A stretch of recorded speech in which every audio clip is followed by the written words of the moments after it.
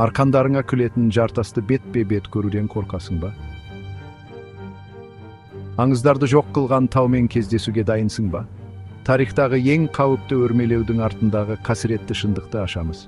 1934 жылы қылыштай өткір, қиялдан да биік жартас. Экстремалды жақсы көретіндер осы жерге тартылды. Мамандар да қауіп сынауға келді. Ауа райы бірнеше минутта өзгерді, күннен боранға. Арқандар бірнеше секундта қатып қалды.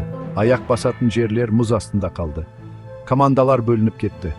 Радиолар істен шықты. Құтқару жоспарлары қар көшкініне ілесіп кетті. Кейбір альпинистер жарықтар құлап кетті. Басқалары қар үйінділерінде, қатып қалды.